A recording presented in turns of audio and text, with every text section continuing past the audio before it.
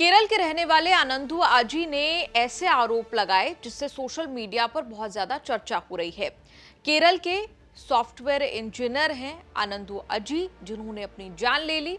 अपनी जान लेने से पहले आनंदू अजी ने आरएसएस पर गंभीर यौन शोषण के आरोप लगाए। इस पूरे मामले पर आरएसएस का बयान आया। आरएसएस ने कहा कि आनंदू अजी की दुर्भाग्यपूर्ण मौत की व्यापक जांच की वो मांग करता है।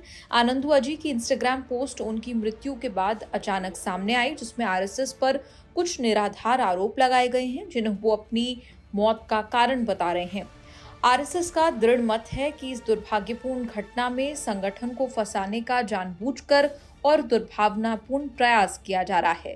आरएसएस के कोट्टायम विभाग कार्यवाह श्री आर सानू द्वारा दायर एक लिखित याचिका में कहा गया है कि एक स्वतंत्र जांच से न केवल मौत के बारे में सच्चाई सामने आएगी, बल्कि इस घटना में आरएसएस की बेगुनाही भी सुनिश्चित होगी।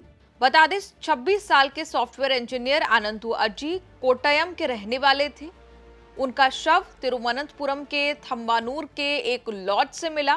दरअसल अपनी जान लेने से पहले आनंदू अजी ने इंस्टाग्राम पर पोस्ट के जरिए राष्ट्रीय स्वयंसेवक संघ यानी आरएसएस के लोगों पर यौन शोषण का आरोप लगाया। ये कहा कि बचपन से लेकर अब तक उसके साथ किस तरीके से यौन शोषण किया जा रहा था।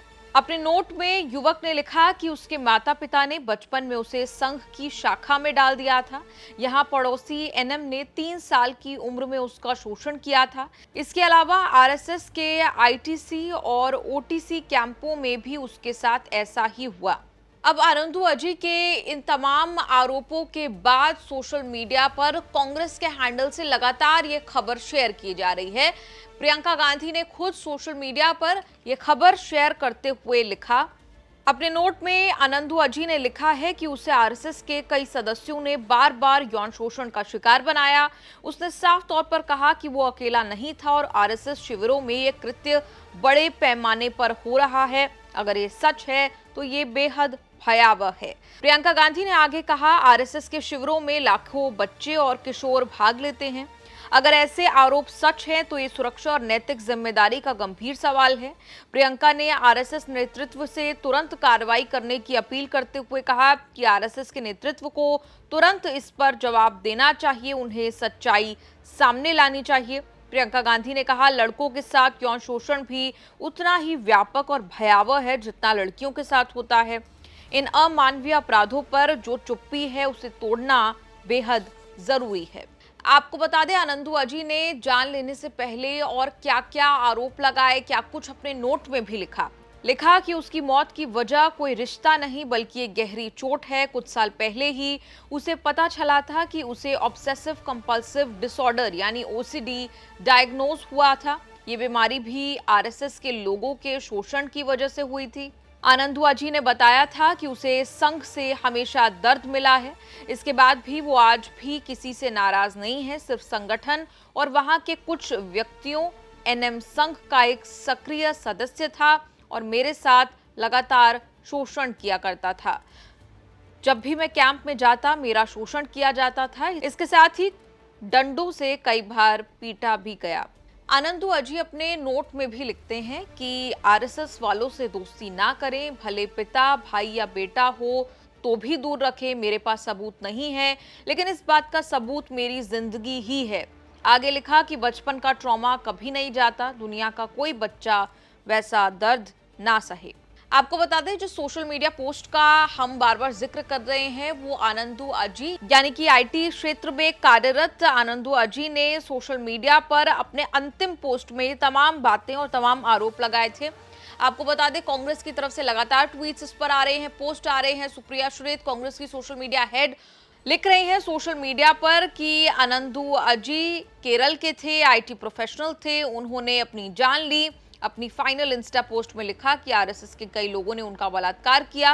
वो बचपन से आरएसएस की शाखा में जाते थे, उनके साथ 3-4 साल की उम्र में बलात्कार हो रहा था। आरएसएस को इतने बड़े आरोप का जवाब देना चाहिए। चिंता की बात यह है कि वो अपने सुसाइड नोट में ये लिख कर गए कि ऐसा तमाम बच्चों के साथ होता है जो उन शाखाओं में जाते हैं, तमाम छोटे लड़कों के साथ होता है। ये एक बेहद गंभीर आरोप है और इस पर आरएसएस चुप नहीं रह सकता है। जब आरएसएस का नाम नरेंद्र मोदी जी लाल किले की प्राचीर से लेते हैं, तो आज आरएसएस की लीडरशिप को खुलकर सामने आकर इन आरोपों का खंडन करना पड़ेगा या माफी मांगनी पड़ेगी। ये यौन उत्पीड़न के आरोप है, ये बलात्कार के आरोप है, ये छोटी मोटी बात नहीं है। और ये आरोप इसलिए भी ज्यादा चिंताजनक है क्योंकि ये कहते हैं ऐसा तमाम बच्चों के साथ अभी भी हो रहा है। उधर डीवाईएफआई के राज्य सचिव वीके सनोज ने भी प्रियंका गांधी के सुर में सुर मिलाते हुए कहा कि हम मांग करते हैं कि जिन लोगों ने यह अपराध किया उन्हें कानून के तहत कड़ी सजा मिले। जिन शाखाओं के नाम आनंदू ने अपने संदेश में लिखे हैं, लिए हैं, उनके प्रमुखों को तुरंत गिरफ्तार किया जाना चाहिए। आपको बता दें, इस मामले में अब पुलिस जांच शुरू हो गई है। प्रारंभिक जांच में पुलिस ने कहा कि वो सोशल मीडिया पोस्ट और फोन रिकॉर्ड्स के आधार पर संदिग्धों की पहचान करने की कोशिश कर रही है। आपका इस रिपोर्ट पर क्या कुछ कहना है, कमेंट्स में लिखकर अपनी राय जरूर दें।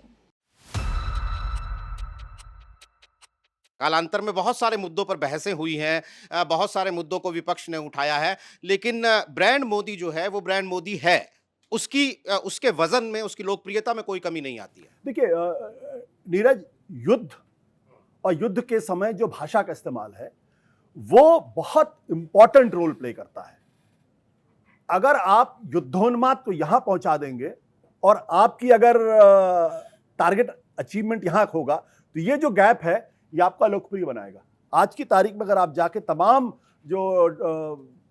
जो सोशल मीडिया प्लेटफॉर्म्स हैं उन पे अगर आप देखेंगे, जो दक्षिणपंथी लोग जो प्रधानमंत्री नरेंद्र मोदी का गुणगान क्या करते थे, अंधभक्ति क्या करते थे, आज वहां पे किस तरीके की टिप्पणियां हो रही। मैं नाम नहीं लेना चाहता हूं। जिस भाषा का इस्तेमाल वहां हो रहा है वो इसलिए है क्योंकि जब आप कहेंगे आर पार की लड़ाई होगी, इस बार तो मिट्टी में मिला देंगे, जब आपकी सेना वहां मिट्टी में मिला रही थी पाकिस्तान को, तब आप अचानक आपने सीजफायर क्यों कर दिया? आप इंदिरा गांधी की 1971 की बात आप करते हैं और कहते हैं हमने वो मौका गंवा दिया जब हमारे पास 90,000 पाकिस्तान के प्रिजनर्स ऑफ वॉर थे। हमको पीओके ले लेना चाहिए था उस वक्त, उसके बदले में हमने नहीं लिया। आपने जब उनके 9 एयरफील्ड्स को डिस्ट्रॉय कर दिया और आप अंदर घुस रहे थे, तो पाकिस्तान के साथ सीजफायर की शर्तें होनी चाहिए। मुझे लश्कर-ए-तैयबा का चीफ चाहिए, मुझे जैश-ए-मोहम्मद का चीफ चाहिए और मुझे इन राइटिंग गारंटी चाहिए कि आइंदा कभी आप इस तरीके की हरकत नहीं करेंगे और पीओके लेना चाहिए।